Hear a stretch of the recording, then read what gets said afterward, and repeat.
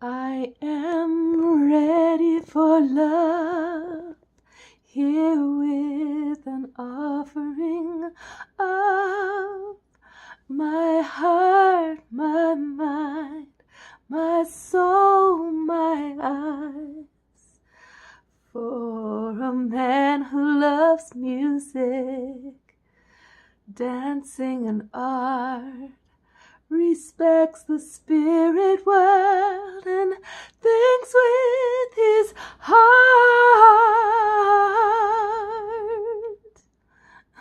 That's me attempting to do an India Irie song. Not quite right, but I think her lyrics, basically that sums up a lot of what women want. What do women want from men? They want him to respect the spirit world.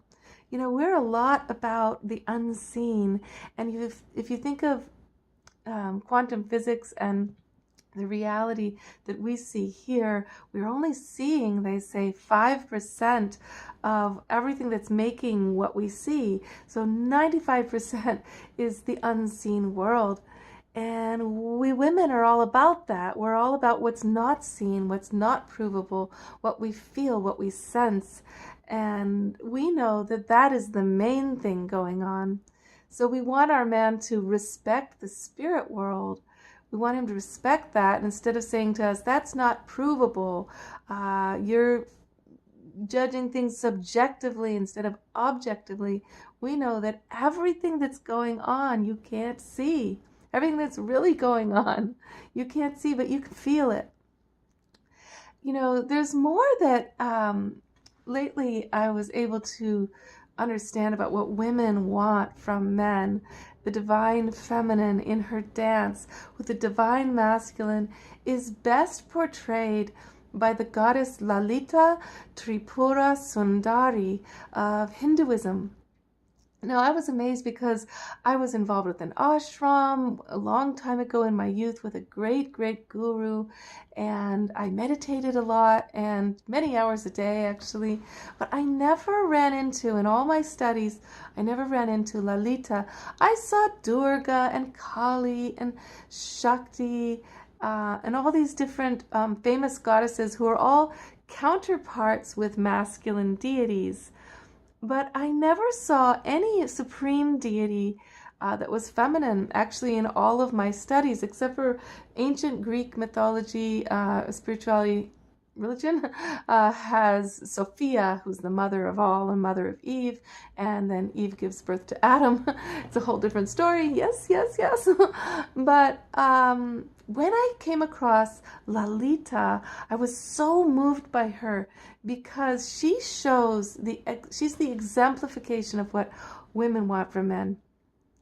She is divine feminine essence, okay? So she's love, she's pure beauty and power, and she is sensuality and sexuality and spirituality all united. So in the pantheon of Hinduism, the gods, Brahma, who is the creator of all existence, he is, she's supported on a bed by 4 gods, right? 4 gods, but they're not just any gods. They are the major gods of all of creation. Brahma, the creator, is one of them. You have Rudra, the destroyer, is another one of them. Vishnu, the sustainer, is one of them. And then Shiva, Shiva in his yogic aspect is one of them.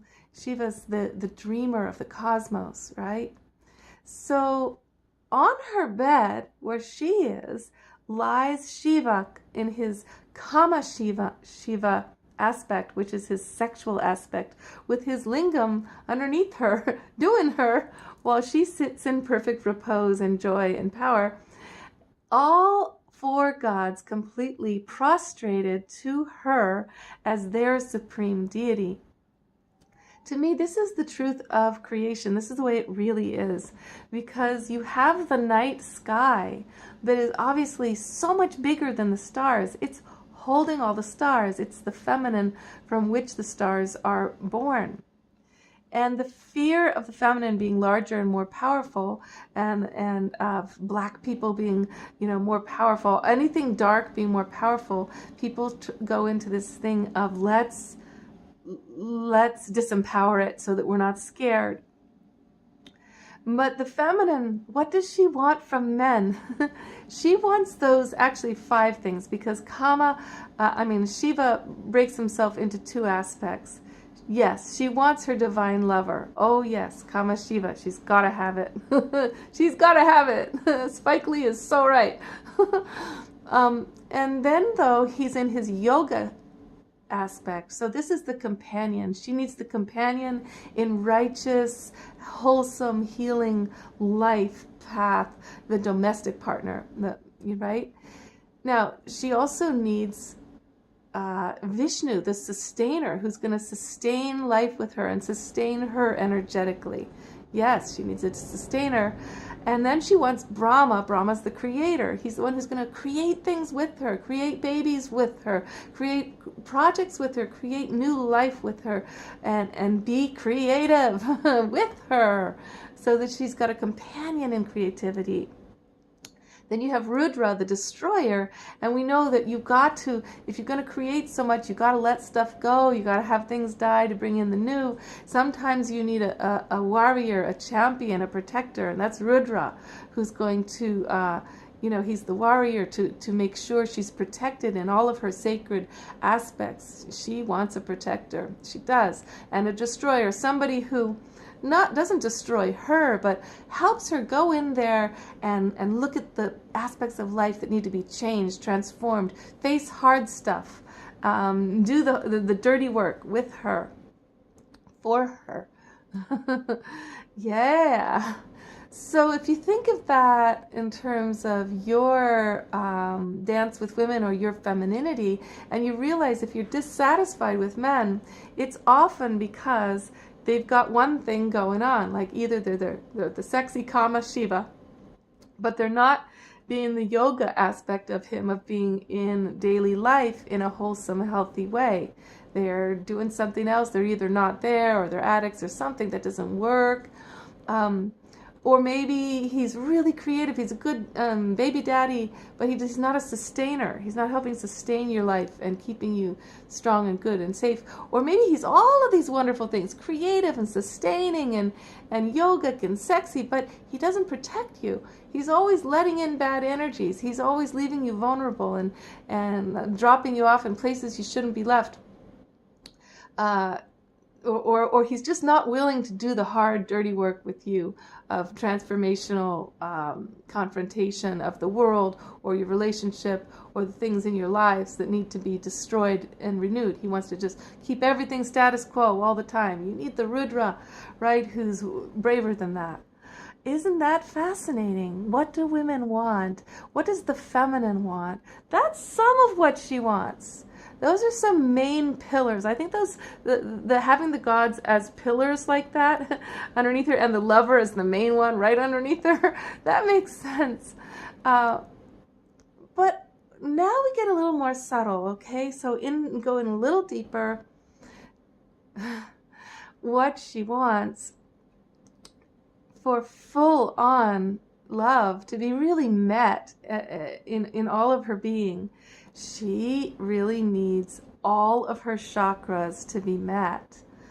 So what she's looking for is not just a grounded partner in sustaining, making her safe and being creative and artistic, not just some heart energy, some sexy energy. She actually wants every single one of her chakras. This is the divine feminine in her full power. She wants to be met. She wants to meet him, mirror him, engage with him on every one of her chakras, okay? All 7. And she wants the 8th chakra to be born, which is the bliss chakra, which is the figure 8 of energy that starts to flow when all the chakras are aligned between two lovers. And in polarity's balance, so that the energy is flowing back and forth between them. Woo! So it might seem like a tall order, like, oh no, I can't meet her on all those levels. You can't get everything from one person. That's what everybody says. Well, I don't know. I mean, sure, you could just sort of throw the baby out with the bathwater with that. You could just say like, no, it's not possible. But if you look at each chakra, what it means to be aligned and open, engaged and flowing in each chakra with your partner, it's not that complicated. It simply takes some investigation and some redoing of the places where the masculine is taking it all, or the masculine is stepping on her neck. Okay, so you want to take his foot off and you want him to share the bounty. And then you have places where he's just not engaged at all because he's not in touch with his divine feminine within himself, or she's not in touch with her own feminine enough to even open to him. Because now we realize, as life, hundreds and now thousands of years have gone with the sublimation of the feminine, women have become defeminized. This is the deal. How does a man connect with the divine feminine in a woman if she has become defeminized and she's got no education about where her joy, how to feed her joy? And